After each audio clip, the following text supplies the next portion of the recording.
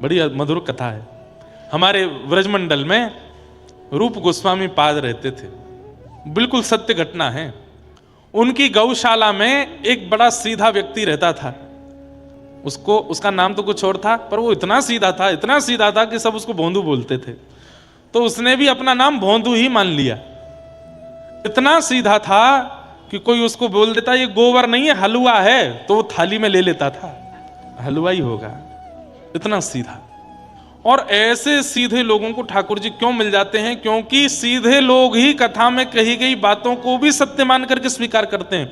चतुर लोग यूं सोचते हैं व्यास जी हैं, कुछ भी बोलने, इनको तो 4 घंटा निकालने हैं, कुछ भी बोलते रहेंगे, इनको तो बस बढ़िया बढ़िया मीठी मीठी चुपड़ी बातें करनी है। चतुर लोग ऐसे सुनते हैं कथा, पर सीधे लोग अच्छा ऐसा होता है, ऐसा हो जाता है, वो तुरंत उतार लेते हैं चित्त में। तो भोंदू पूरे दिन तो गौ सेवा करता था, गौ चारण करता था। शाम को जब गौ सानी आदि करके दूध काट करके जब गैया निवृत्त हो जाती तो भोंदू भी फ्री हो जाता।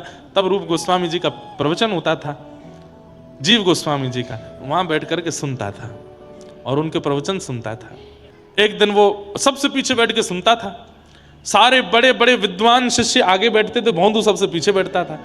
एक दिन जीव गोस्वामी पाद कथा में बोले, आहा ठाकुर जी सिर पर सुंदर स्वाफी बांध करके, सुंदर सुंदर तिलक छापे लगा करके, ऊंची काचनी पहन करके, अपनी वंशी को कमर में बांध करके, हाथों में बछड़ा बछियाओं के रस्सा लेकर के ठाकुर जी गौ चारण के लिए जा रहे हैं। आगे गाय पाछे गाय, इत गाय उत गाय, गोविंद को गायन में बस वो ही भावे।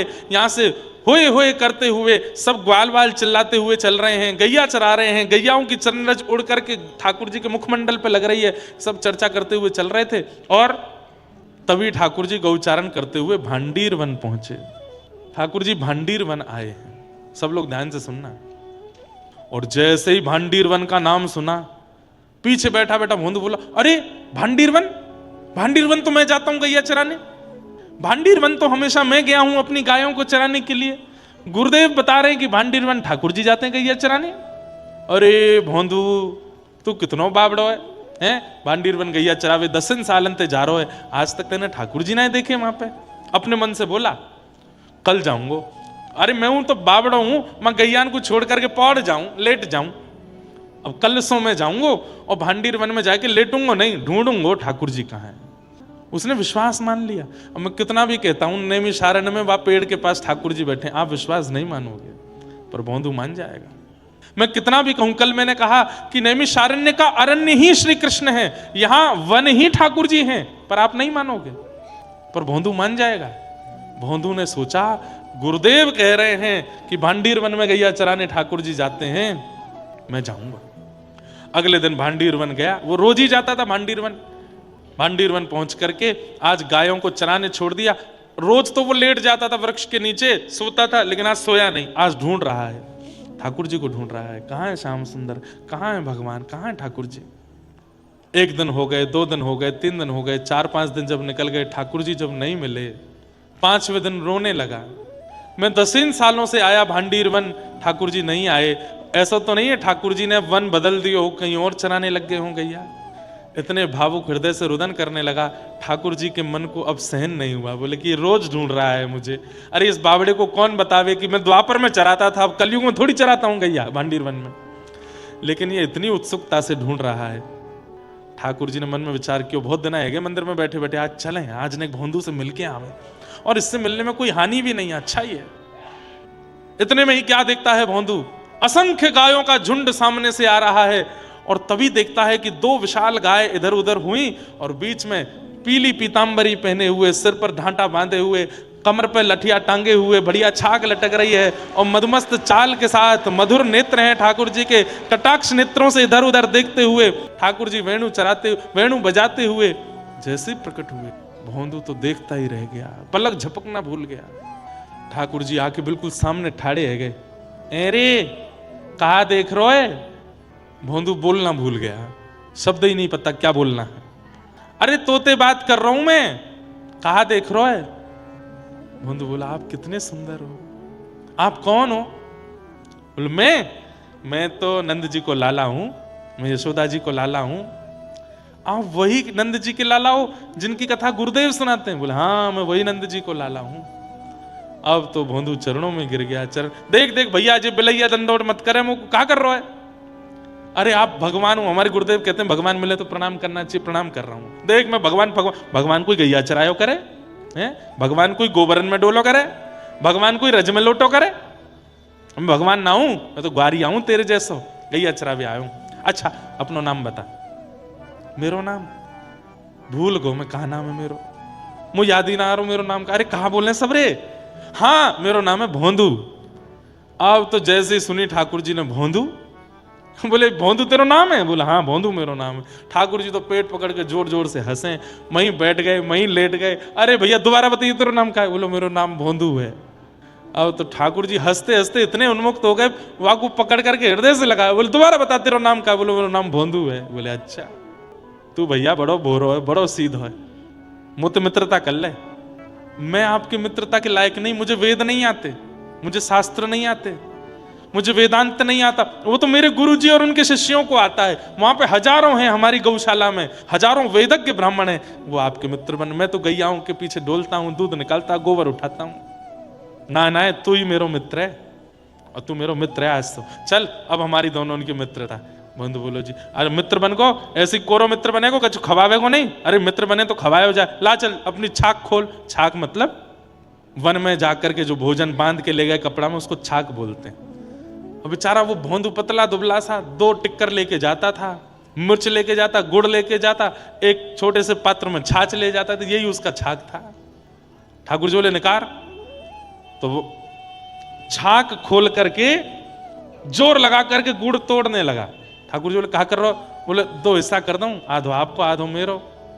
मैं और आप होते तो हम क्या करते? आधा करते ना, पूरा ही धरते ठाकुर जी के आगे। 2 रोटी हैं तो 2 का भी विभाजन कर रहा है, एक ठाकुर जी को एक स्वयं को। ठाकुर जी इतने आनंदित हो गए, बोले भैया ये बढ़िया है, चतुर भक्त तो पूरा दे दें। लो ठाकुर जी सब आपका, आप अरे हम तो भूखे रह लेंगे, बड़ी नाटक करें मेरे आगे, लेकिन ये देखो बढ़िया है, आधे आधे कर रहे हो। मिर्च भी आधी करी बीच से, ये आपके। ठाकुर जी ले आके संग खेलू ने, जल्दी जल्दी ठाकुर जी पाने लगे। वो तो देखने, ठाकुर जी तू भी खा ले। नहीं आप खाओ, तो मुझे आपको देखने में बड़ा अच्छा लग रहा है। मैंने बहुत लोग देखे पर आप जैसी आंखें नहीं देखी, आप जैसी नाक नहीं देखी, होठ नहीं देखे, आप खाओ मुझे अच्छा लग रहा है। ठाकुर जी ने अपनी रोटी पा ली, इतने में भोंदू की लेने लगे, ला ये दे दे। तो भोंदू ने हाथ पकड़ लिया, ये मेरी है, ये क्यों खा रहे हो आप? ये तो मेरी है। अरे वो भूख लग रही है, दे दे। अच्छा तो यहाँ में आधी तो छोड़ दो, मैं क्या खाऊंगा? ठाकुर जी बोले अच्छा मैं मिलाऊं तो या नाते मुझको देना सके, नहीं आधी कर लो, पूरी क्या खा रहे हो? ठाकुर जी मैं तो पूरी खाऊंगा। और छीन के ठाकुर जी खा गए। अरे अब तो मैं भूखो रहेगो, कल ते मैं यशोदा मैया बांध के ना भेजे कछु भोजन है, कल ते ज्यादा सु ले आऊंगा मैं। है हाँ ठीक है। ठाकुर जी चले गए, भोंदू अपने अरे भोंदू को लगा सबको भगवान मिलते ही हैं, मुझे आज पहली बार मिले। सबको ही मिलते हैं, मैं ही अभागा हूं, मुझे इतने सालों बाद मिले। उसने आश्रम में जाके किसी से कुछ कहा भी नहीं।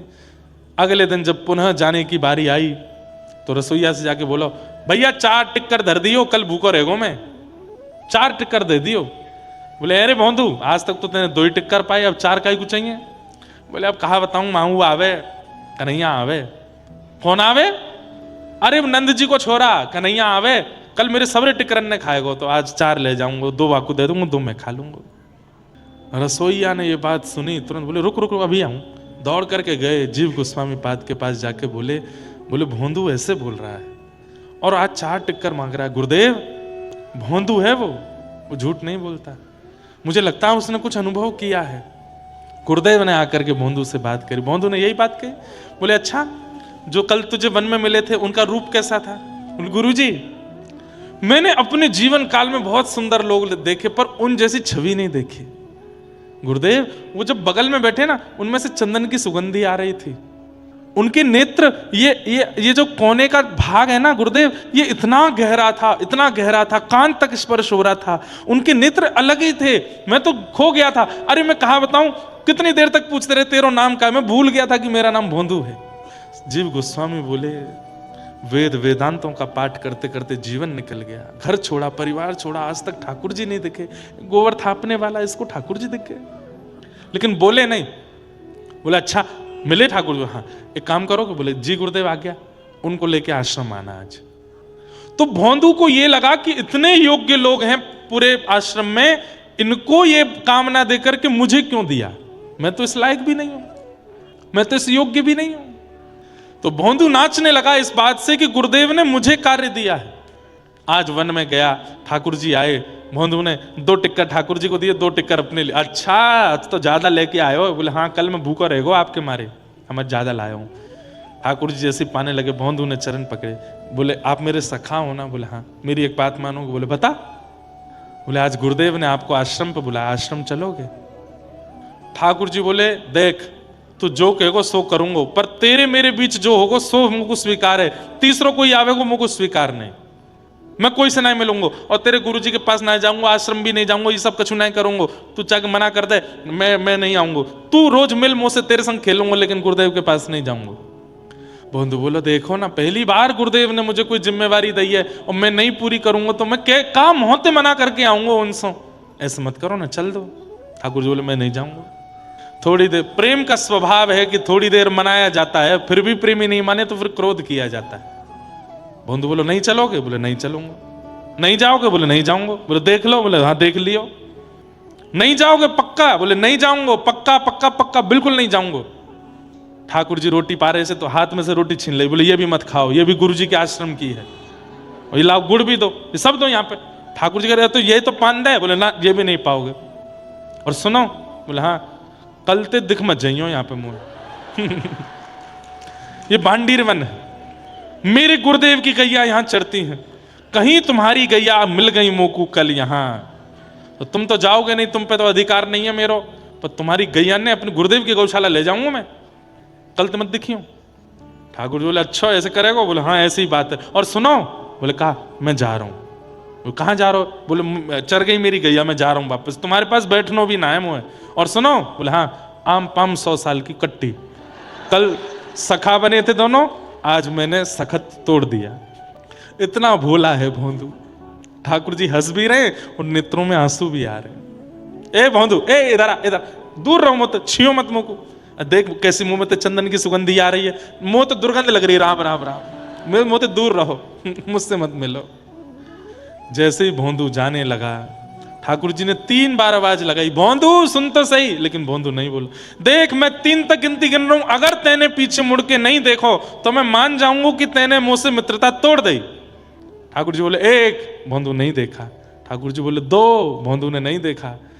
अब 3 ठाकुर जी नहीं बोल पा रहे कि कहीं मैंने बोल दिया और उसने नहीं देखा तो मित्रता टूट जाएगी, मैं तोड़ना नहीं चाहता।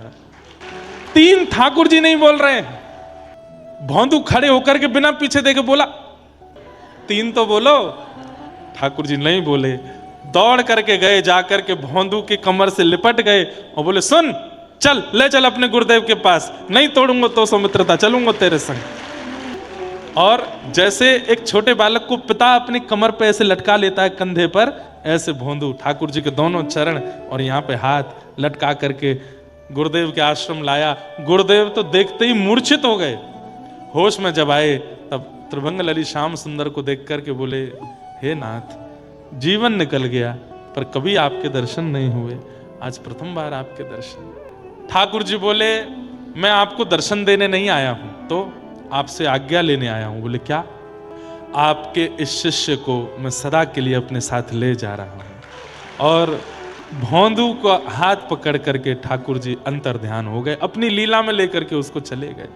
सोचिए क्या किया जीवन में उसने? कुछ भी नहीं। सरल सहज चित्त, भले ही साधना ना की हो, भले ही भजन ना किया हो, भले ही तप ना किया हो, पर चित्त सरल है तो ठाकुर जी स्वीकार करते हैं। ऐसे भोंदू की मधुर कथा। किसी की उपलब्धियां देख करके, किसी के धन को देख करके, किसी के वैभव को देख करके, किसी की सुंदरता देख करके, किसी की प्रसन्नता देख करके आप ईर्ष्या में चले जा रहे हो, ये बहुत बड़ा दोष है। इससे बचने का प्रयास करो। मैं एक बात कहता हूं, अरे ठाकुर जी से याचना करो, हमको भोंदू बना दो, भोंदू, बिल्कुल भोंदू बना दो, सीधा बना दो हमको। हम बहुत बहुत चतुर हो गए नाथ, हमारे अंदर बहुत विकार हो गए, हमको सीधा कर दीजिए। ये क्यों नहीं मांगते हम ठाकुर जी से? बंधुओं, ज्ञानियों को ठाकुर जी मिलते हैं, विरक्तों को ठाकुर जी मिलते हैं, भक्तों को ठाकुर जी मिलते हैं, पर एक बात यह भी लिख लो, भोंदू को ठाकुर जी मिलते हैं। आपने उससे जाके कह दिया, बोले सूरज नहीं है, बोले तो ऊपर एक लालटेन लटका रखी है, तो मान जाओ अच्छा लालटेन नहीं होगी। इतना भोंदू हो सकता है कोई? पर इतने भोंदू हो गए ना जिस दिन, उस दिन ठाकुर जी मिल जाएंगे। वाह, इतने सीधे हो भाई। अच्छा, कई परिवार के लोग मेरे को आकर के इस बात पर टोकते, महाराज जी आप कथा में कहते हो कि भोंदू बन जाओ, सीधे बन जाओ, सरल बन जाओ। आपको पता है कितना चालाक संसार है? ये संसार उनको पागल बना देगा, संसार उनके साथ में दुर्व्यवहार करेगा। अरे जब व्यक्ति सरल चित्त हो जाता है ना, जब व्यक्ति सीधा हो जाता है, जब व्यक्ति भोंदू हो जाता है, बिल्कुल सीधा हो जाता है और संसार उससे खेल भी जाता है ना, तो फिर ठाकुर जी उसके साथ खेल कर जाते हैं। और ठाकुर जी जब खेल करते हैं तो फिर सारे खेल छोटे पड़ जाएंगे। घर में दो बालक हैं, एक बड़ा है एक छोटा है। मां को बाजार जाना है, बताओ कौन से बालक को संग लेके जाती है? क्यों? क्योंकि छोटा सीधा है। वो वाले बालक बनो, हमसे तो कुछ होता ही नहीं। तो ठाकुर जी फिर गोद में लिए डोलेंगे, बोले अरे भैया या तो कछुना है पाए को, बोलो है सीधो है, आपसे कोई खेल ना जाए, इसकी पूरी जिम्मेवारी ठाकुर जी रखेंगे। और सुनिए, सीधों के साथ खेल हो भी जाता है, होता है, तो वो चिंतित नहीं होते। ठाकुर जी फिर उनके खिलाफ खेल खेलते हैं, उनके लिए खेल खेलते हैं। तो निर्मत सराणाम सताम, मात्सर्य दोष को चित्त में मत आने दीजिए। आप पूछेंगे महाराज जी मात्सर्य दोष ना आवे इसके लिए हम क्या करें? नित्य सत्संग करो, नित्य कथा सुनो और संग दोष से बचो।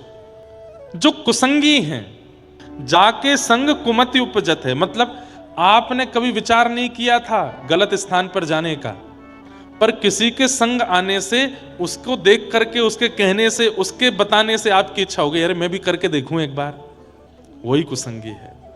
जाके संग कुमति उपजत है, पड़त भजन में भंग। और जिसके संग आने से कथा से रुचि उठ गई, धाम से रुचि उठ गई, नाम से रुचि उठ गई, सेवा से रुचि उठ गई। सोचिए, पहले तो मैं बहुत भजन कर लेता था, आजकल भजन क्यों छूट रहा है? किसका संग कर रहा हूं मैं? ऐसा कौन व्यक्ति जिसके पास आने से मेरा भजन छूट रहा है? उसका त्याग करो।